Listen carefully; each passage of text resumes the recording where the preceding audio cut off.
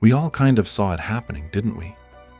At first it was subtle, a quiet dinner table where everyone's eyes were locked on glowing screens, a 12-year-old scrolling through TikTok at midnight alone, an 8th grader panicking because their snap streak broke, and then we noticed something bigger: anxiety and depression rates skyrocketing, more teens reporting feeling hopeless, overwhelmed, or even questioning if life was worth it.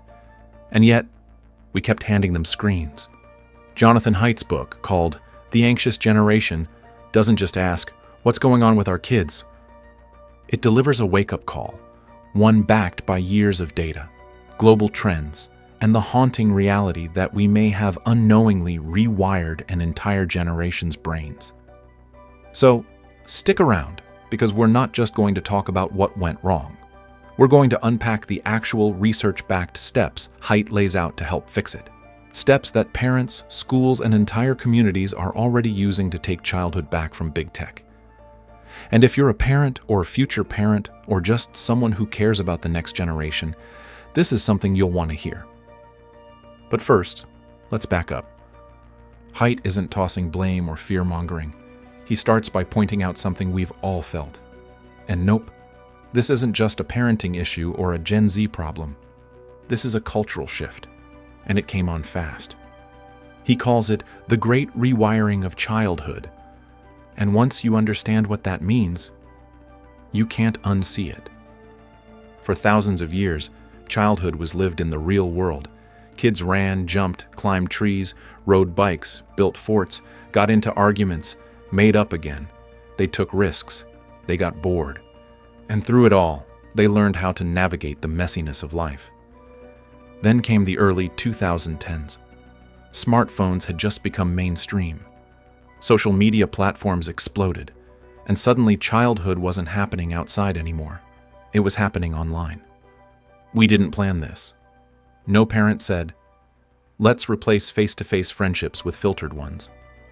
No teacher asked for students to be constantly distracted. No kid chose to grow up anxious and overstimulated. But that's what happened, and Haidt has the data to prove it. After 2010, rates of anxiety, depression, self-harm, and suicide all started climbing, especially among teens, especially among girls. And Haidt draws a hard line between that mental health crisis and the shift to phone-based childhood. Because this wasn't just a new toy, it was a new environment. A world with no bedtime, no off switch, and no adults. And the costs? They've been enormous. Haidt breaks it down like this.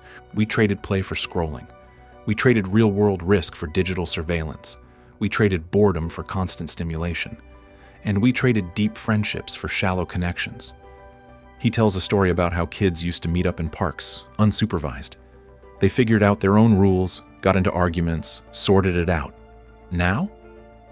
A lot of kids don't even know how to hang out without a screen mediating the interaction.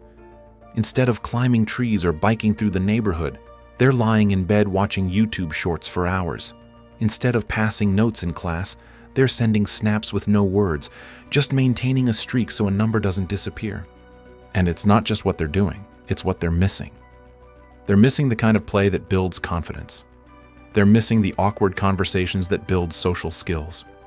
They're missing the freedom to take small, healthy risks, and the resilience that comes from failing and trying again. That's where the book really hits home. It's not about blaming tech.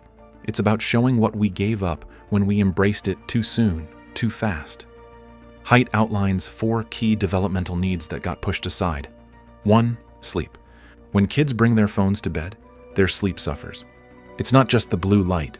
It's the constant pull of the next video, the late-night messages, the notifications buzzing at 2 a.m., and lack of sleep is directly linked to depression and anxiety. 2. Play. Unstructured, unsupervised, creative play teaches kids how to solve problems, navigate conflict, and regulate emotions. Organized sports aren't enough. Free play is where the real growth happens, and it's disappearing. 3. Independence. We've become so safety-obsessed that many kids aren't allowed to go anywhere on their own. But independence is safety. It teaches kids how to navigate the world, handle challenges, and build courage. 4. In-person social interaction. You can't learn empathy from a comment thread. Face-to-face interactions build emotional intelligence, and Haidt argues that without them, kids are growing up more connected and more alone than ever before. And all of this landed especially hard on girls. Girls are more likely to internalize social pressure, more likely to compare themselves to the filtered, idealized versions of others they see online, more likely to feel left out. And the stats show it. Self-harm, eating disorders, and depressive symptoms have surged in teen girls since the rise of social media.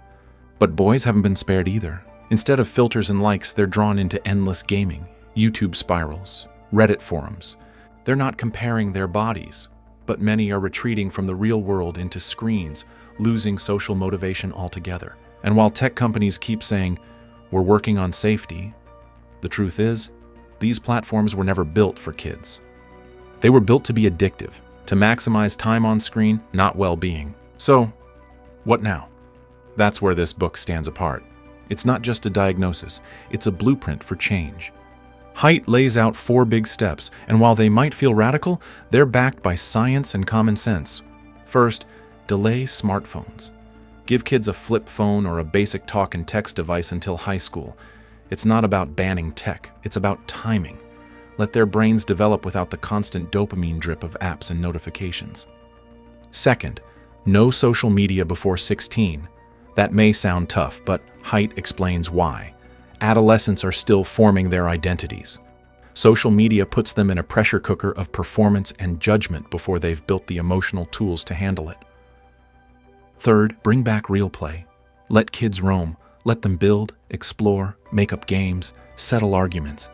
It's in those messy, unpredictable moments that real growth happens. Fourth, make schools phone-free zones, not just during tests, all day. Haidt cites schools that have gone phone-free, and guess what? Test scores go up. Bullying goes down. Kids talk to each other again. And the best part?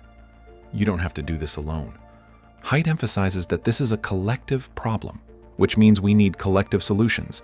Communities, schools, PTAs, parenting groups, working together to set new norms. It's not fair to expect one parent to fight this battle solo. But together, we can change the game. There's even a growing network of parents already doing this. Haidt's work has sparked initiatives where entire schools delay smartphones, where neighborhoods build play zones, where parents sign tech agreements together. And don't think this means we are going backward. It's about choosing better. Because here's the truth that sits at the heart of the anxious generation. We didn't mean to raise anxious kids. We just let the culture shift without asking where it was headed. Now we can ask, and we can shift it back. Not to 1995, not to some romanticized past, but to something more human, more grounded, more real. So the next time you catch that distant look in a teenager's eyes, the look of someone who's connected to everything but rooted in nothing, remember this. It's not too late. We can give them back what they've lost. We can let them be kids again. And in doing that, maybe we save more than just their childhood. Maybe we save their future. Thanks for watching this summary of The Anxious Generation by Jonathan Haidt. If you enjoyed this book breakdown, remember to like and subscribe to our channel. And let us know in the comments, do you think we can make this change and turn this next generation around? Let's hope so. We'll see you in the next one.